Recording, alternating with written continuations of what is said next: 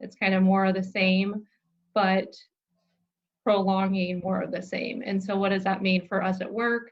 How can we navigate that as a group? What do we need to do for patients, and kind of figuring that out. Still kind of the same at home. Haven't had any major changes here. I mean, we've been holding steady for about 6 weeks now. So just trying to do what we can with our time, and playing a lot more outdoors with the kids, and going on a lot more family adventures. Yeah. Tabitha, what's your work, if you don't mind my asking? So I am a healthcare administrator for an orthopedic group. And so we only see emergent patients right now, but trying to navigate what we can do via telemedicine and what we can do in the clinic, and kind of what our options are. Yeah, good. Yeah. I'm a teacher, and so we've gone completely to remote teaching.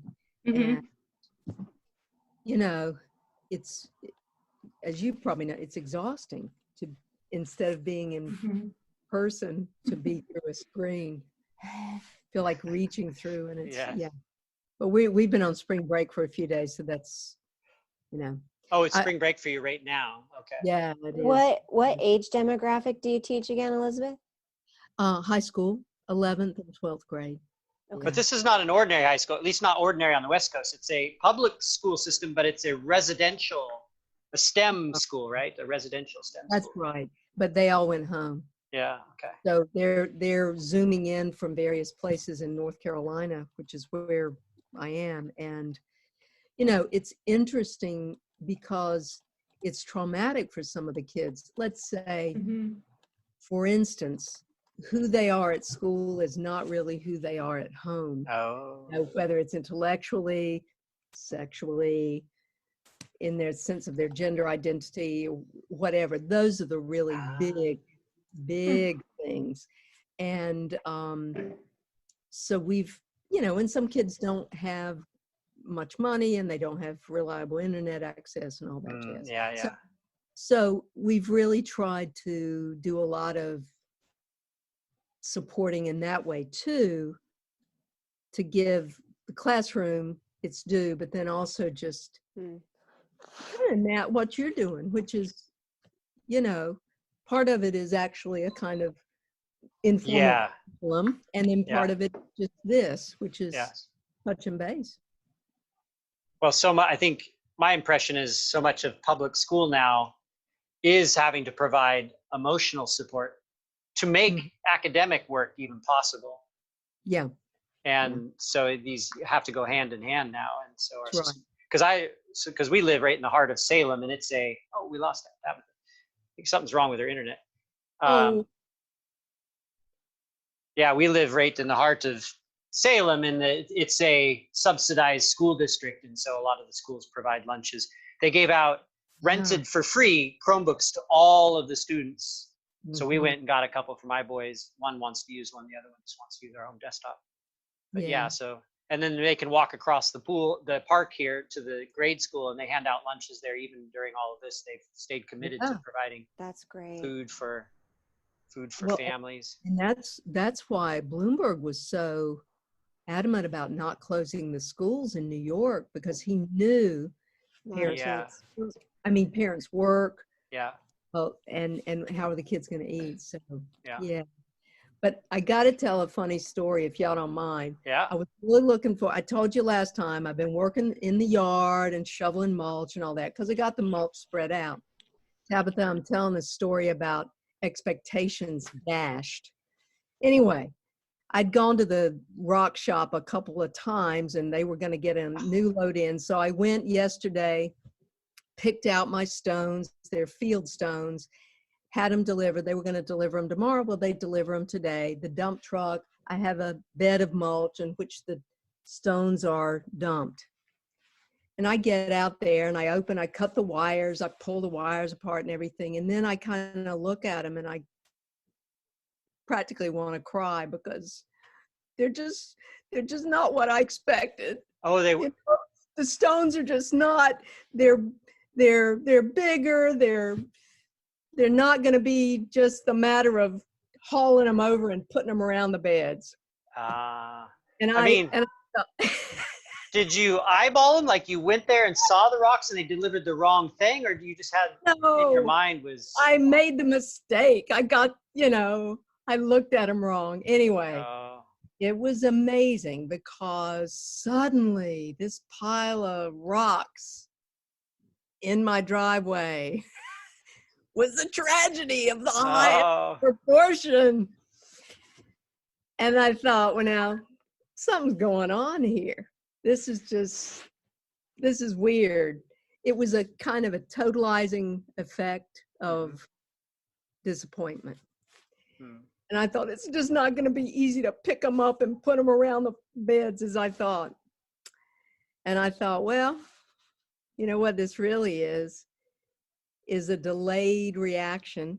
It's not about stones. It's not about how difficult. It's just this whole shebang. Yeah. Trying to be so positive. And then I think it's really kind of hit me about the summer, about, when we start school back Monday and just like, oh, there's really not going to be a break. So it was an interesting reaction. Yeah. Which I pretty quickly realized wasn't just about the rocks. I could laugh about that. And I was feeling bad about feeling bad. But then I realized, oh, it's a real strain, isn't it? This is tough. Yeah. To have a bad moment about rocks in the driveway is okay. Have a meltdown over rocks. Have a meltdown over the rocks. Oh. Yeah. But it is, we're going to we're going to release that pressure in places we're not expecting it. We're holding it in here and it's got to let out somewhere else. Yeah. I mean, if your bread hadn't happened, it could have been. Oh, yeah. Yeah, I think we've all had those moments, but I think it's important to know that your rocks won't be the only time that's going to happen over the next couple of months. That's right. You got to think about it. It's like we're going to percolate and then vent steam every once in a while, or however that works. Because I mean, it was the same thing when we got back from New Orleans when all this started to happen. The first outbreak was in Seattle, and I was up there visiting a friend. I came down here. And there was an outbreak in Oregon the same week we left for New Orleans. So there was less people on our flights leaving Oregon. On our way back, though, there were 2 people coughing on the plane, and everybody was just like, oh, and so we get back. Thankfully, as far as we know, we didn't catch anything because we haven't had any signs or symptoms. But so immediately was go into prep mode, and you realize there's going to be this rolling effect of things happening. So I quickly go into go mode, make my plan, what food we need to get, what supplies. And it took me 3 weeks of trying to hunt down toilet paper. Matt knows my woes. I'm talking to him, I'm talking to my sister, what's your strategy? Where have you found any? We have everything we need. My husband, thankfully, is still generating an income. We have more than enough food. And so I would wait and wait and wait to go to the grocery store to get some toilet paper, right? With other things. And finally, I make this trip out to Costco. I go at a specific time. I get in the door. There's no toilet paper. But there is some in certain people's carts. So there had been some at some point at somewhere. And I was like, okay, it's fine. Let me just salvage the trip. I got a few things. I got in my car, and then it hit me as I'm pulling out in front of Costco, and I see the big old thing of Charmin in someone's cart, and I just started to cry. I was like, I could get everything and do everything. But see, I'd already come up with a plan B at this point. I forgot that part of the story. We bought a bidet attachment for our toilet off the internet, and I had bought Turkish. Yeah, very Turkish. And then I bought a big old stack of cheap white washcloths, so if you're in a hurry, you need to pat dry, or it's not coming off, you can clean it, and an extra thing of laundry detergent. So I had an excellent plan B. There you So go. there was no actual pressing need to have it because we were going to be okay. But it was just the idea that I wasn't a perfect hunter. Right. That's so true. Yeah. Well, and you didn't even mention that you resented those people who had it and Yeah. they were trying to get it out of their cart. My God. No, it was fine Yeah. in the store, but the moment I was in my car, I was like, why? So and that was weeks ago. And then here we are Yeah, 3 weeks darn. later. And this week has been tough for me. I'll admit it. Like Really? there was some family stuff and it wasn't even hitting me on like a task or it wasn't putting any extra work on me per se. Yeah. But it was enough that made me crack and want to like crawl under a blanket in the corner of my house and just say, I quit today. Today is a wash. I'm over it. So thankfully my husband's home. So I just like curled into our bedroom where his office is set up and I crawled onto the bed and I just sat there and I put put part of me on his back and just waited till he was free. He's like, That's what do you right. need? And I'm like, hold me. Come pet the kitty. Just hug me. Let me purr just for a little bit. Yeah. Yeah. So Oh. I can't imagine what it's like for people who are hauled up alone. Yeah. Who don't. I mean, some people are experiencing real hardship. Either they have an abusive environment at home, or they're like, I don't really like these people I live with. It doesn't even have to be as bad as abuse, but they're just not used to being around each other all the time. I think of families who maybe it's a stay-at-home lady and her husband finally retires and she goes, oh, what are you doing here? Right. Get out of my house. Not my kitchen. Yeah. Well, I mean, there have been times when I've felt very lucky to live alone, because I've been hearing from colleagues how crazy it is to have their students to teach and then their children to teach. Yes. And one woman said, oh, I'm holed up in a closet right now having this Zoom session because everywhere I go, I hear Andrew's voice. And I'm thinking, oh my God, because they have an open plan house, which sounded really good until they're all there all the time. Oh, it's true. But it's both. And really that comfort of touch is something I'm just in total withdrawal. Yeah. I have it. Well, and your dogs are gone, so your They two are. companions are gone. That's right. Just this year, so you're. Yeah. I'm so sorry. I have a friend who he has a day job as a web designer, but he goes out every night to dance. I know him through ballroom. But he got cut off from that, and he was having actual physical withdrawals, like someone who's coming off coffee or drugs or something like that. He was twitchy and restless, and just we're talking to him on the phone. His emotions were all over the place, and I'm like, it's okay, take it. You'll acclimate in a couple weeks. But for him, it was devastating to go without touch for so long. Right. Just a few days. He hadn't even been home a week. So.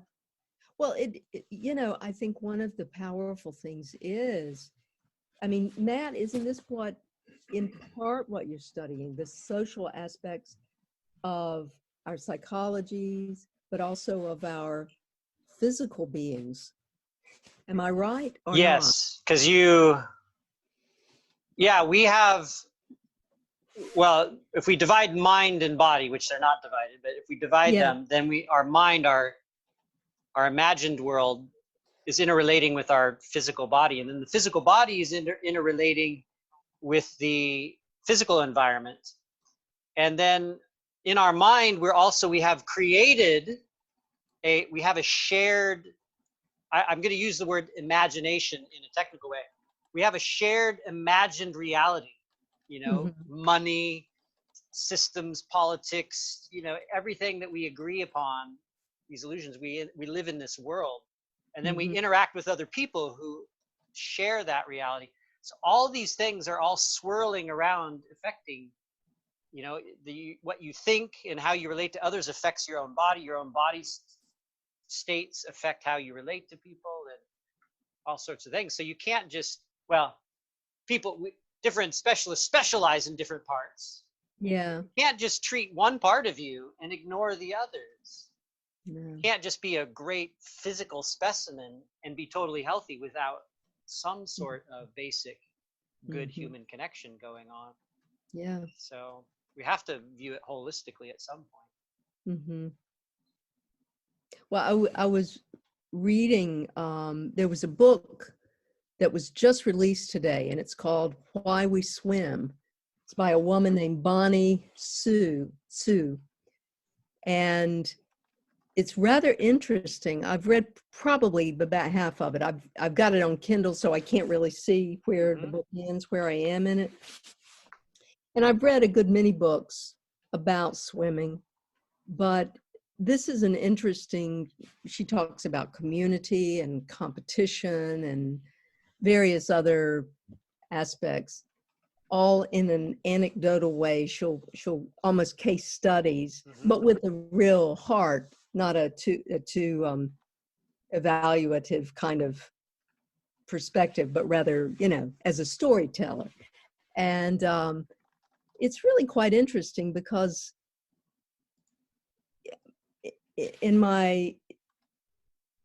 I think that this mind and body stuff that we do in swimming is, I don't even have words for it right now, but I think it's as much mental as it is almost anything.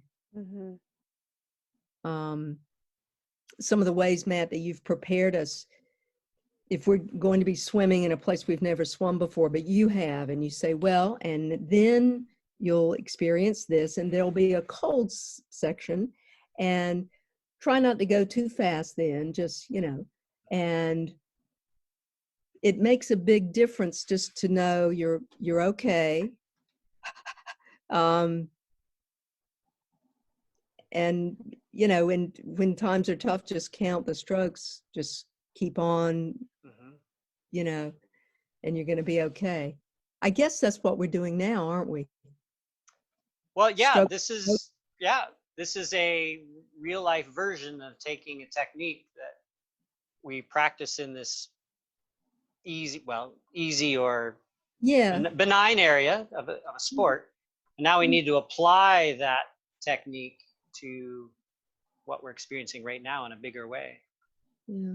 That's really kind of the vision I've had for this. That's why you and I, we talked about, hey, we could do something for students, over spring break.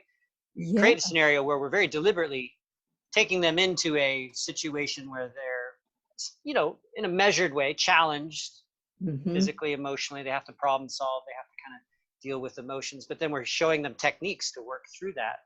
They could go around and go back home and use those techniques to help them just kind of, basically, I like to think of sailing.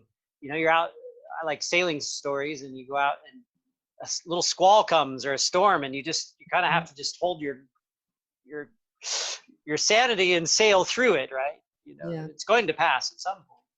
Well, I think these emotions, the despair over the rocks, for instance, or that longing for human touch and missing it. I mean, all of those feelings, the despair over the toilet paper or the lack thereof, whatever it is, I mean, to really understand that those feelings won't kill us.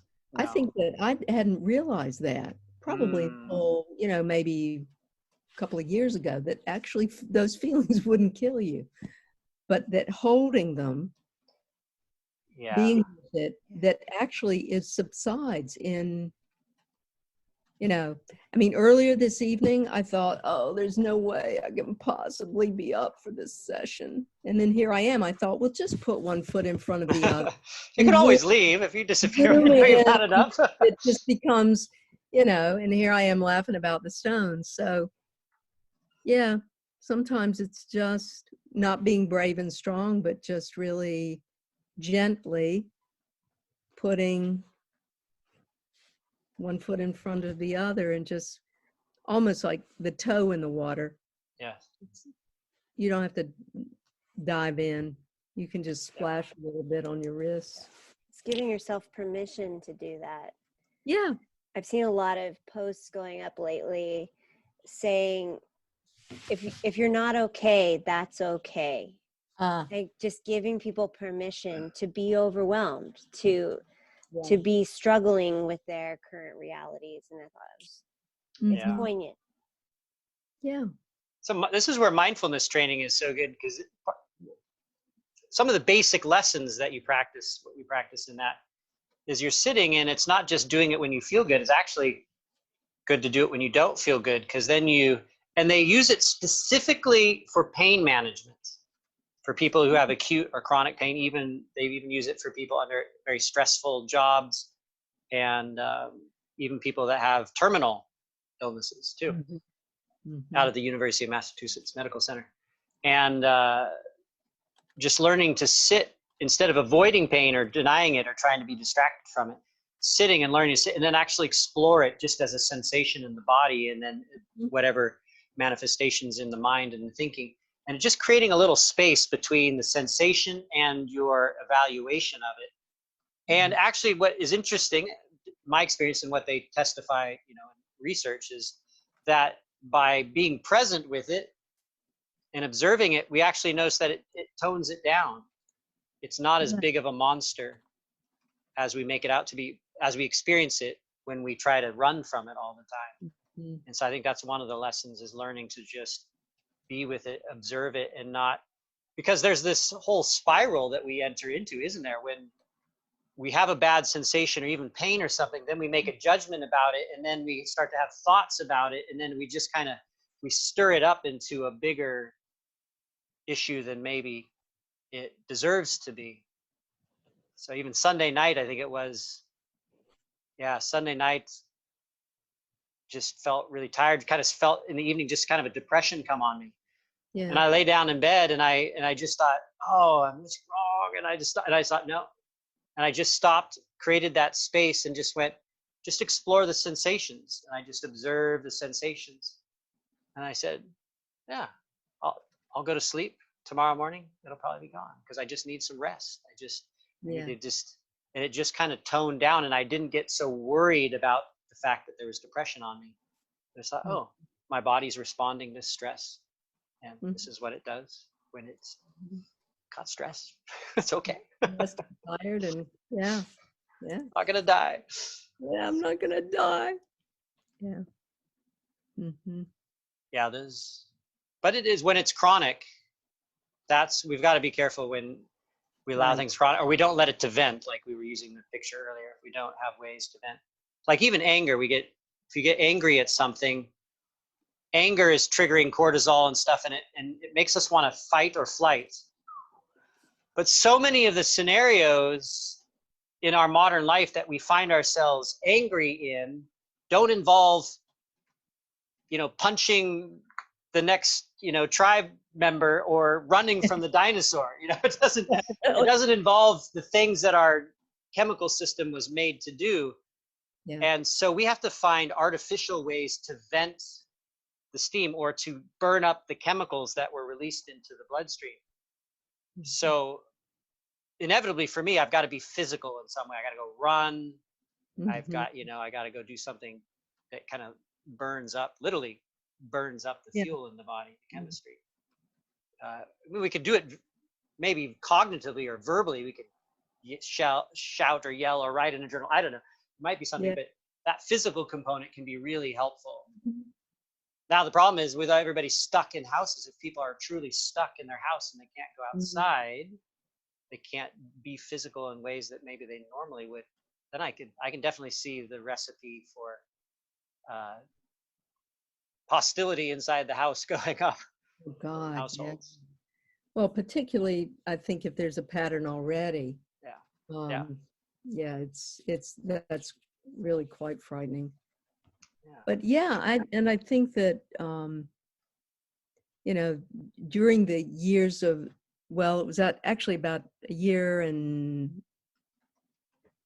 a half, a year and 3/4 that I was taking care of my dogs, really in a kind of doggy hospice. I was getting so little sleep, and because I would wake up every few hours to take one of them outside, and then after she died, the other two, and I just kept going and going and going, and then the overlay were concerns about my parents and actual physical stuff going down there and taking care of excuse me, a couple of, I didn't do the surgeries, but I was there with him, for my father. And I think that, now I just can't imagine how I kept on going, but it took a toll, I'm sure. And I think I just reached the point where if I didn't start doing something differently, eventually I took, what's it called? Ambien, I guess it's for sleep aid, right. I had to do something. And so I really was more mindful about the screen time and not working and getting all riled up, before sleep.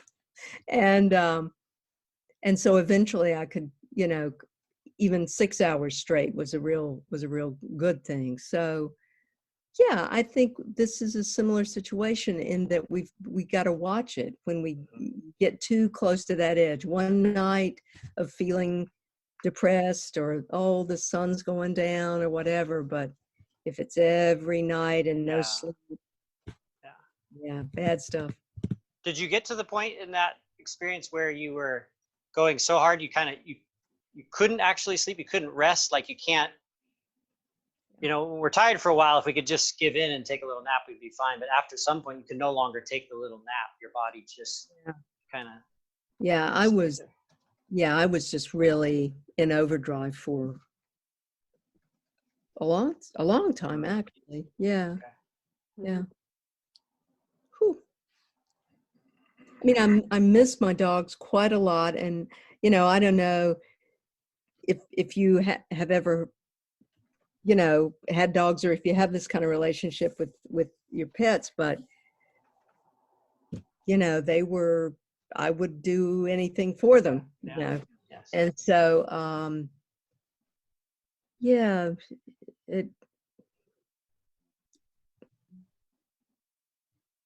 I miss them very much, but we all had reached a point where it was impossible to go on. Yeah. For him as well as for me, really.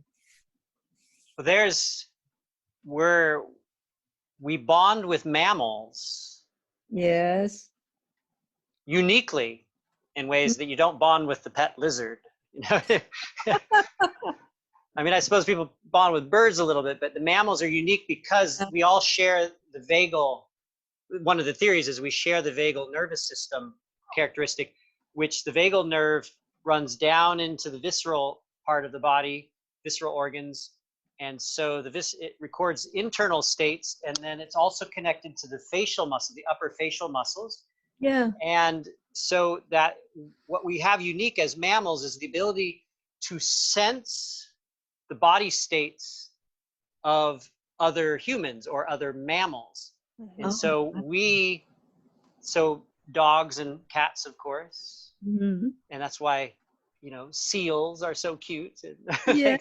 Of course, it's a little harder for us to see the facial expressions of whales and dolphins, but nonetheless, we have a similar, built nervous system that allows us to communicate more than language with one another, and to find meaning or some sort of meaning or importance in that information.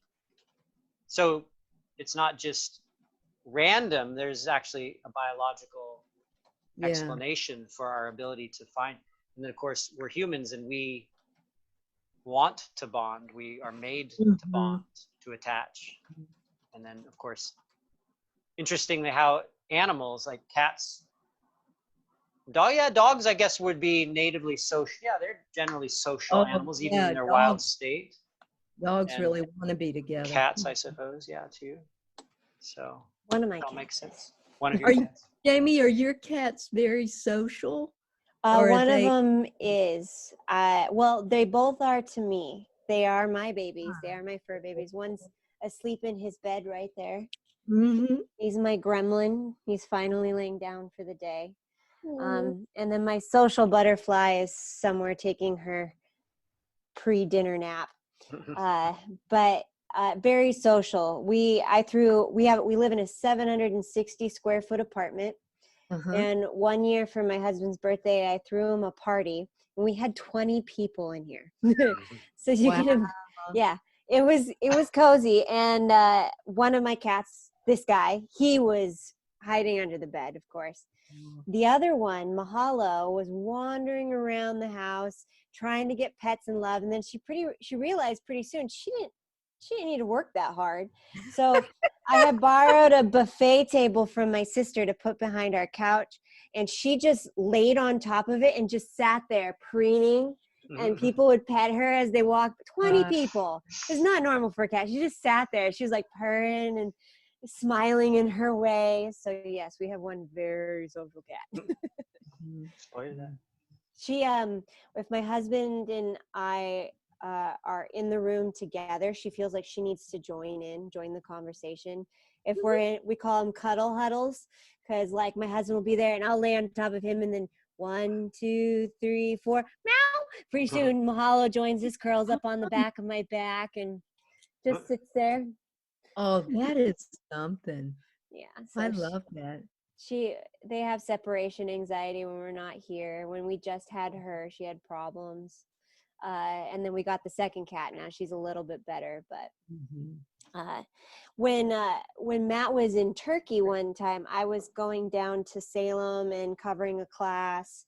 And on those days, I had something early in the day and something in the evening down there. So I was gone about 12 hours. And if I'm not at a pool, I'm usually working from home, big homebody.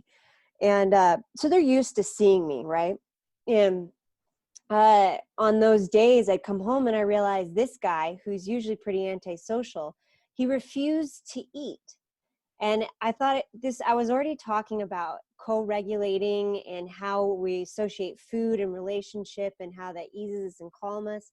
I was working with a somatic movement therapist. So I find my cats as these little social experiments. They're like humans, but you get the primal part, the little echoes of what we experience as humans. And so I'd come home after these long days and I'd put down food and he wouldn't. He'd be aimless and restless and wandering around and howling. And I found I had to actually take his food and I had to go sit next to it with him before he'd eat.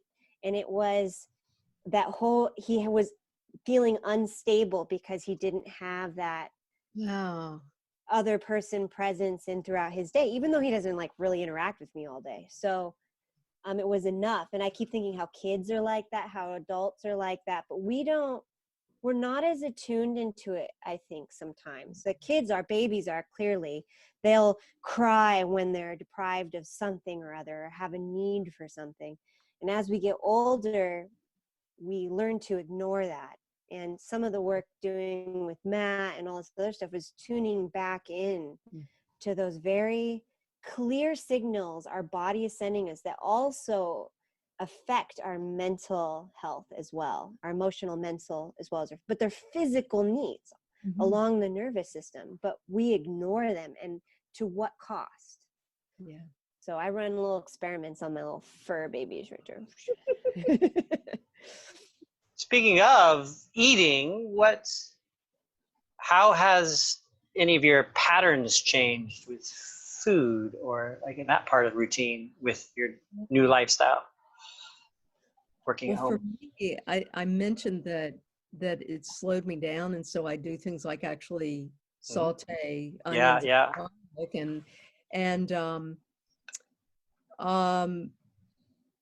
but so what I did when I was, preparing, stocking up, and I started doing things pretty early, was to think about what would be nourishing, what would, I knew that the fresh greens wouldn't last forever, so I got frozen spinach and frozen fruit like that, and really didn't get anything that I thought would seem like a treat, but would have repercussions. So really all the dairy went out. I've found that actually that exacerbates my arthritis. Mm, And inflammation, yeah. yeah, so that's pretty good. But what I have noticed is that when I get anxious at night, when I'm getting ready to go to bed, that's when I want to eat. Just in a kind of nervous way. And particularly, I mean, something like nuts, even if it's unsalted, that sometimes I'll have a real craving for roasted almonds or something like that. So that's when I feel kind of not, that things are not under my control. And it's upsetting because I don't really know what's going on. I think, am I really hungry? Am I missing some nutrient? Is that the craving? Am I craving something else? Do I want touch? Do I want comfort? Am I scared I won't go to sleep? And I've not really teased all that out yet. Yeah, there's so many things. It's good to be sensitive, but there's so many avenues to explore there that could be this, could be that. Because I think in general, the meals are simple, but they're good. I think, though, quite honestly, I need to shut everything down and just eat. I think I really need to focus on that. I tell you, I have a bad tendency to read on my phone. And to read the New York Times on your phone and eat is not a good combination. Well, explore that a little bit. Why would you say that is? I think because right now, at least, it's not a relaxing thing like shaking out the newspaper, and having your coffee and reading, and opening, it's on the screen, and it's really one disastrous article after the other right now. Yeah. And perhaps it would be better merely to eat and to look, pay attention to that. See, I'm not eating with anyone. So it's not a communal, it's not like Jamie's cat waiting for mama to eat, to sit down. There's no one to sit down with. And so, yeah. And then one day to just show you how aware, I'd been working out in the yard. A younger friend whom I actually taught had come by with some groceries, and she had brought some salted peanuts. And I had a beer in the refrigerator, and I drank the beer and ate the peanuts, and it hit me so hard that I thought this was going to really feel good. Oh, it does not. Oh, man. It was only about a 4% beer, but it was just too much. And I thought, well, okay, I learned what feels bad, what I think will feel good, but it doesn't. So, yeah, I'm not quite sure, but I do think that disengaging the reading of the screen, particularly bad news in the newspaper, from eating would be a good thing. They also say, I got this health tip a while back, that it should take you longer than 15 minutes to eat your food. Yeah. And when we're together in Turkey, Jamie, you've always been there, Matt. This is it's so bad. Jamie, next time. Yeah, you and Doug are my advocates. Yes. I can't believe. I mean, he's such a bad brother. God. He's a good business partner. Yeah, well, he needs to let the business partner stuff and just be a bro, bro mammal. And The problem is my wife is like, when are you going to take me to Turkey with you? Yeah, again?" he's got vying people I got who people want to standing go. in line for me to be rich and just fly Well, them to Turkey with me. Here's my one solo, Matt. I was trying to wiggle my way in before I procreated, because once I have a small one, it's going to be harder and harder for me to go. Yeah. there you go. I mean, her biological clock is ticking, and it says turkey, turkey, turkey. Well, although COVID is definitely a good birth control. It's like adjusted my timeline even further. yeah, really. Well, Jamie, let me put it this way. I have my heart set on your coaching me in the waters of the Mediterranean. Matt, you heard it here. Well, But- it would be a journey for both of us. It has been a long time since I've been in the Mediterranean, so it would be a discovery together. There you go. But in Turkey or in the Dominican Republic, Jamie, you think about our meals. Oh, yeah. That's so wonderful. Yeah. You Mhm. sit, Oh, spreads, food. kind of slows down. Yeah. Use that time to eat, to talk. Yeah, Yeah. typical Turkish breakfast should last like an hour or more. and of course, it's all really good stuff. Yeah. Mhm. Yeah. And we're outside. Yeah. That's another lovely thing. We're outside and no mosquitoes. Well, Yeah. I guess there are mosquitoes, but In the morning's not too bad. Yeah. no, it's not too bad. Yeah, you came the second year. We'd worked out quite a few of the kinks, and I think it worked really well. A lot of those shared meals. When we ate out at the restaurants there, we'd order, and then we'd just be sitting there for like an hour, and everybody's tired from their long Yeah, we sun learned from the first year. exposure.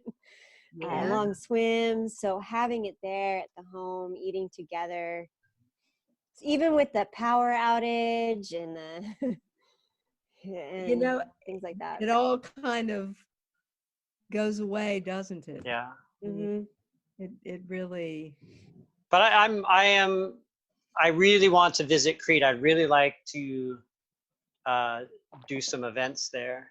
Greece is my bucket list. To Crete, the island of Crete. Yeah. That's where you go, right? Yeah. Yeah.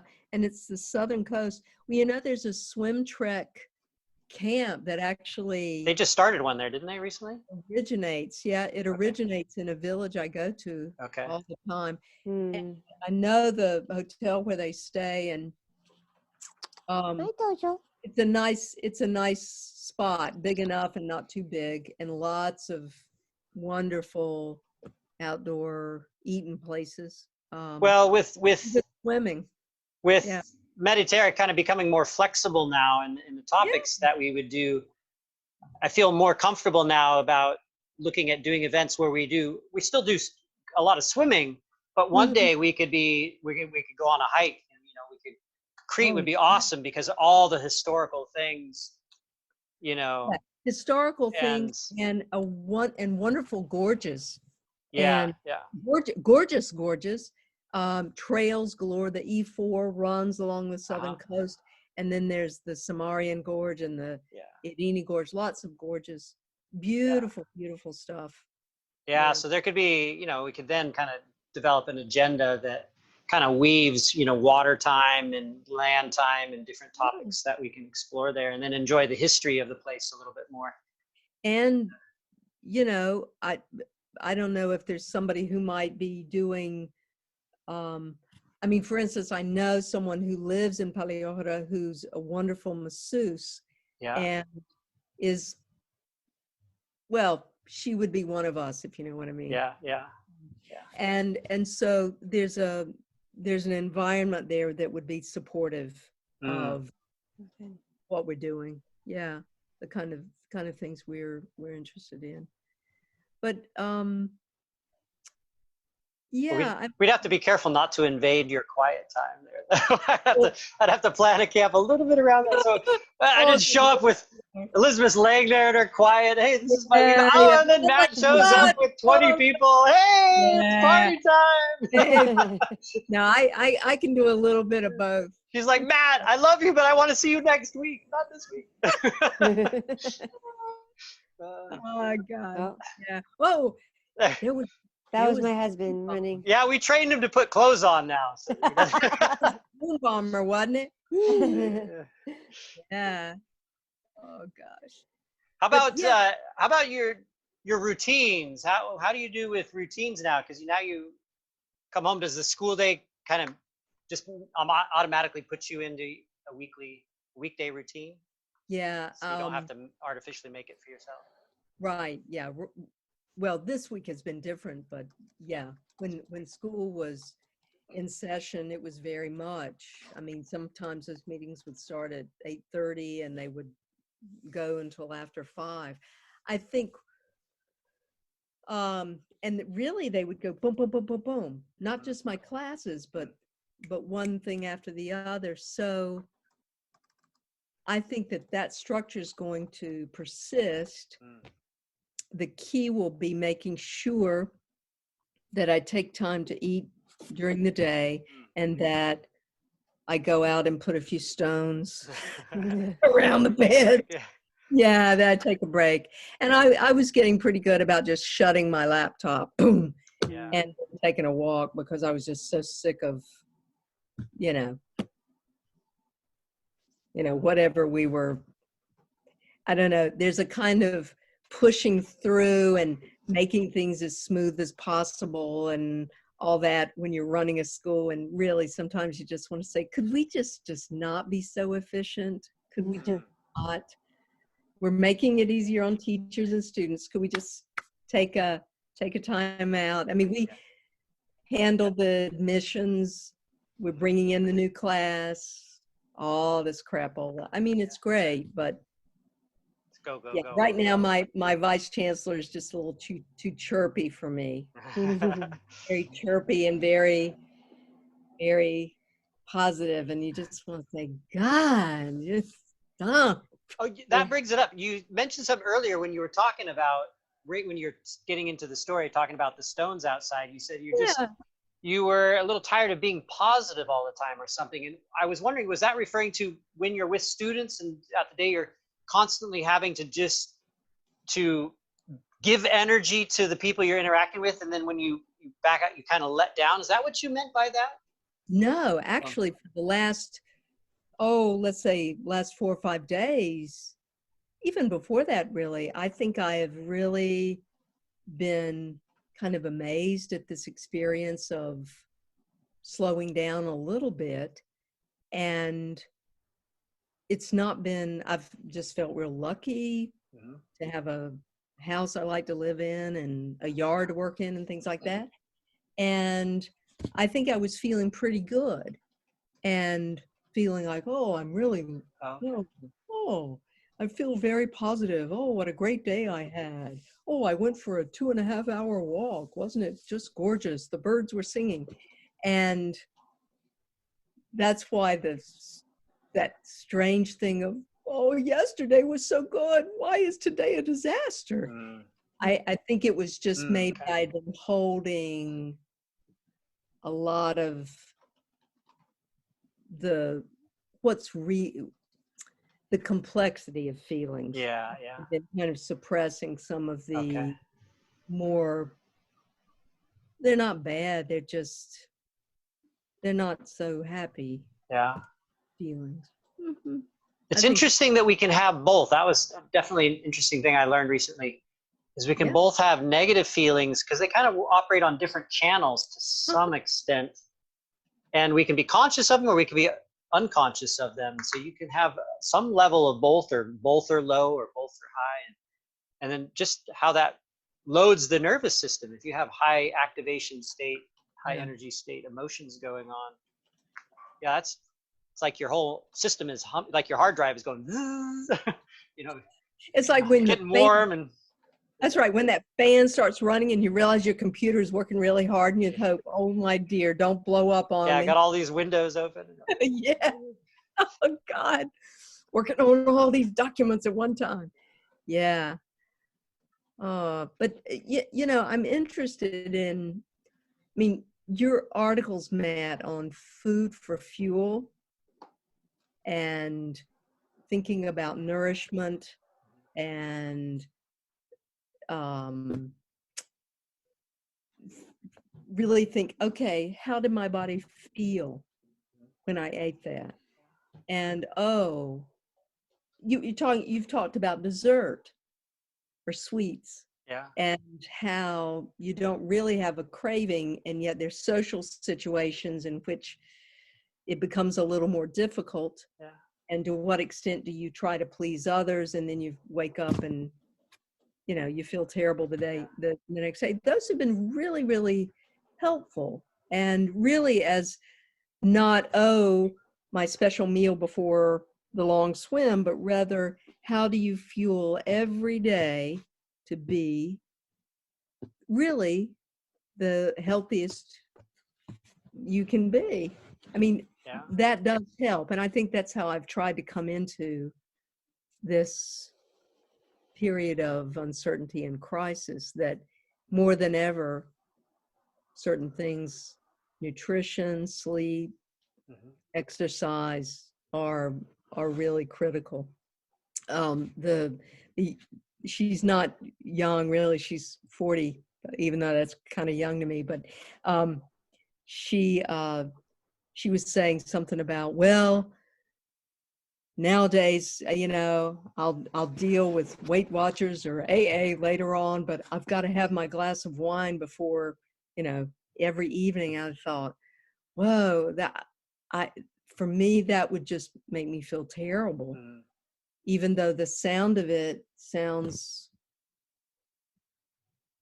like it might be good if I were with a whole bunch of people and we were outside and if we're in Italy and you always have a glass of wine we're the lunch and dinner. out. But I thought, wow, this is just real different. Real different. And I wasn't judging her at all. I'm crazy about this person, but I just thought, whoa, I'm in a different, I don't have any bandwidth for that. I really don't. Well, it is something I pay attention to, that especially in our culture in America, we joke, so many people they love talking about their coffee addiction, for instance, and you got to have your coffee in the morning. Mm-hmm. And I am definitely, I miss the flavor of coffee, and there's something about caffeinated tea. It's a stimulant. It is a legal, unregulated drug, and it has major effects on the brain. So if you read that Why We Sleep book and other books like that, they'll talk about that this is one drug that is amazing, that it's unregulated because of its effect on us and the way we sensitize to it. But likewise, I get up and I like a little groggy, and not only would I like something to kind of kick my brain into openness, cognitive mode, there's something pleasing about having the creamy caffeinated drink that I still miss, even though I haven't drank for at least 10 years. Mm-hmm. And but I pay such a high price for caffeine because I can't my metabolism has gone down and down and down, my ability to handle it. So I won't be able to sleep. That means then I would have to take something to make myself sleep. Yeah. And then now I'm in a chemical. I have to take a chemical to turn on. I have to take a chemical to turn off. And so even when I'm in the middle of the day and I'm tempted, if I'm desperate, I will take a small piece of dark chocolate, high cocoa content chocolate or something. Mm-hmm. But I know I still have to deal with that in the evening. So it always comes at a cost. I'm always attached to that cost. You're so sensitive that even coffee in the morning would affect you at night. Yeah. It'll just be a disaster for the sleep. So I have to resist, because I know that so many people are dealing with this. They're now self-medicating, and they're dependent on self-medicating on both ends of the equation. And that's just one example, but a very common one is the coffee and then dysregulated sleep. Yeah. And but once you're there, you're now in the cycle, and then the disruption of your sleep, even though your eyes are closed and your brain shut down, your brain is still not getting, when it's chemically induced, it is not getting the kind of rest that is supposed to be taking place, the repairing that's supposed to be taking place. Yeah. So then we're just in this downward, we're weakening and weakening and weakening the repair system. And so over the course of 20, 30 years, we're now so much more vulnerable to cognitive decline, dementia, all these things. Yeah. And they won't trace it directly back to coffee, necessarily, but but it's like these things are adding up. So I'm very moved. I'm a strong self-regulator, and I'm very moved by consequences. I want to avoid consequences. Mhm. Yeah. And so even though I feel the craving for things, my concern for the consequences is strong enough that I'm able to. But if I fell into the cycle, I would fall into the hole like anyone else would.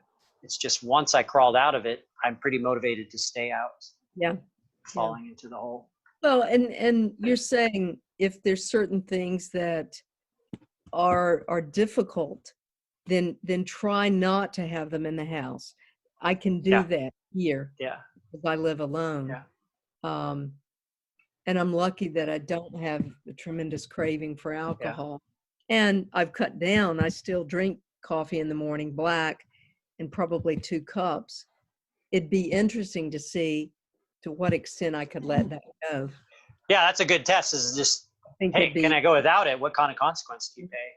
Mm-hmm. Some people, and again, some people metabolize the caffeine really well. By the evening, it's gone. So.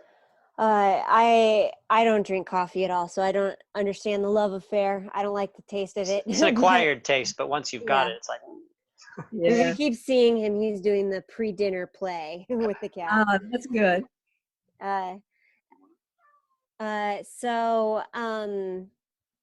Anyway, I had a friend who was very addicted to caffeine, like drink coffee all day at work, drinks soda all night, like just doesn't drink water, basically.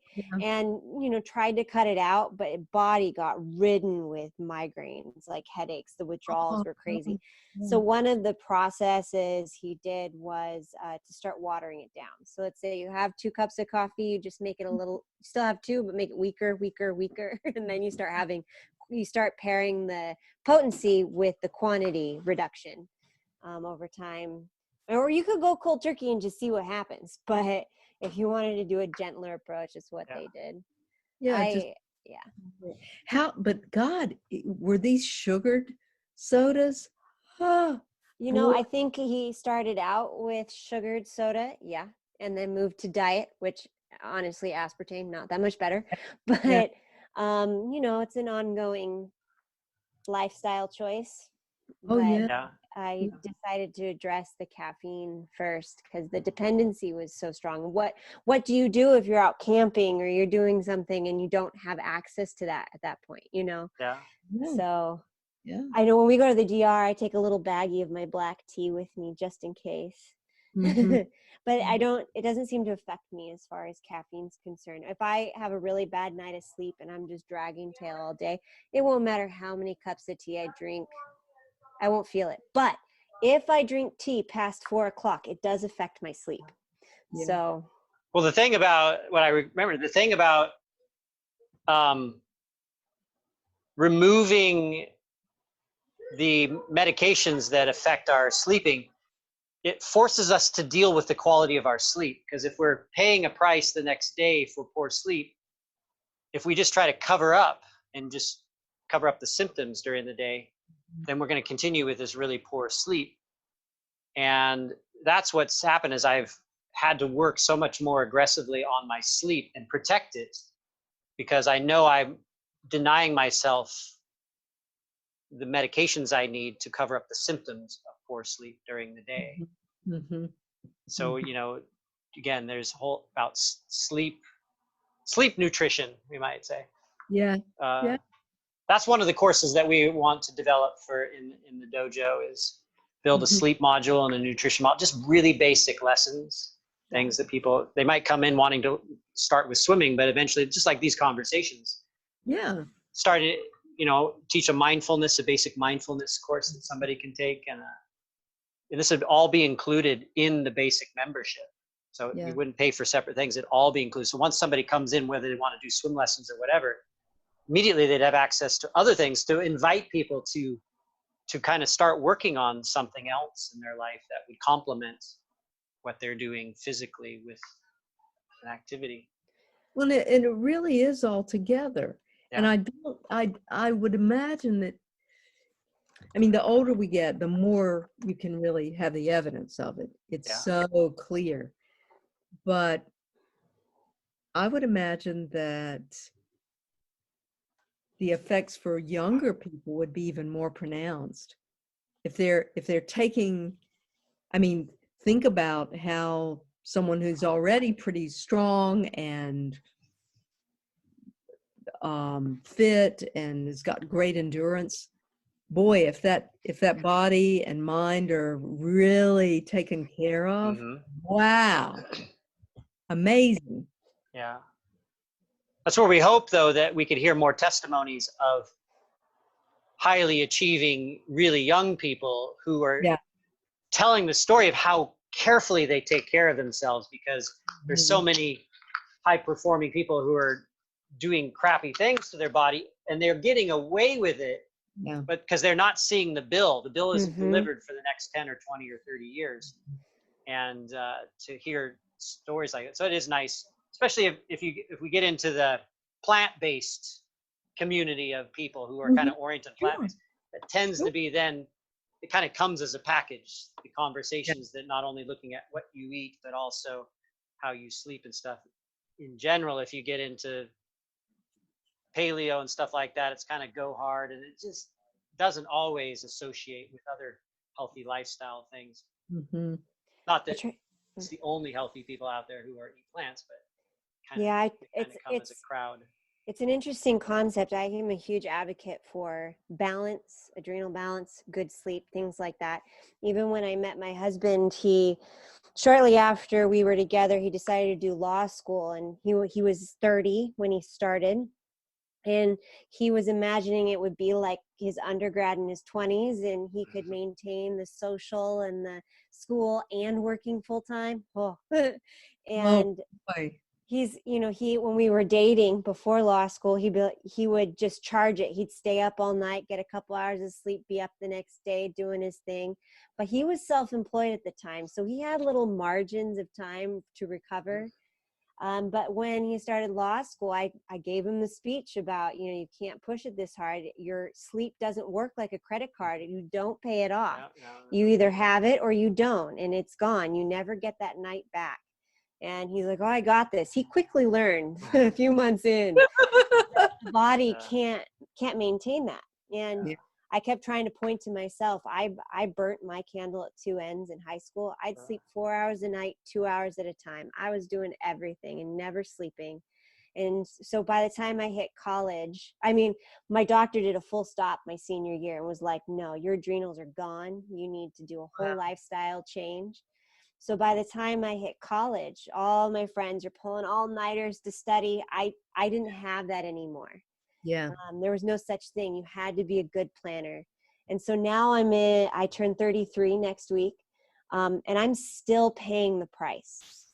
My body doesn't bounce back like other 33-year-olds do. And it is desperate for sleep, and it doesn't have the get up and go and drive and push that I see maybe some of my other age demographic gets to experience.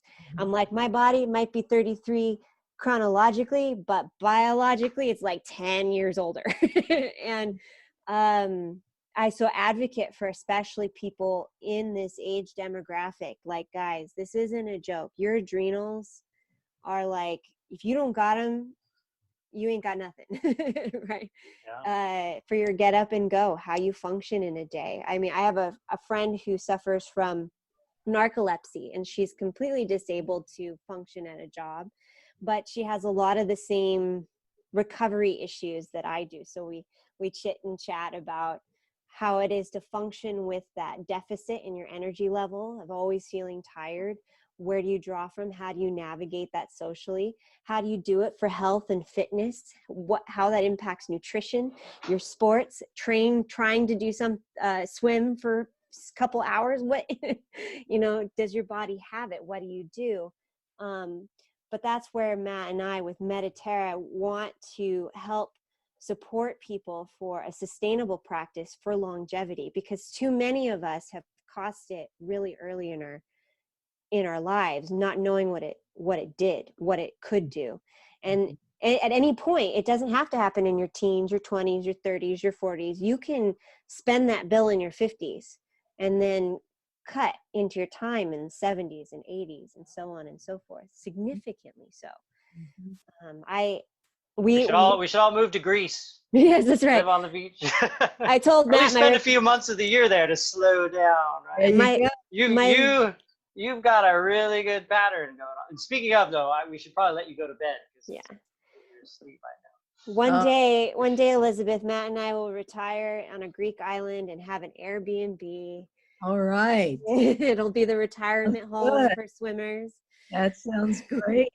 But I do think this too, that, you know, if there's anything about this, you know, the lockdown and the sheltering in place and everything, is I love life so much and I want to keep swimming and I want to keep living.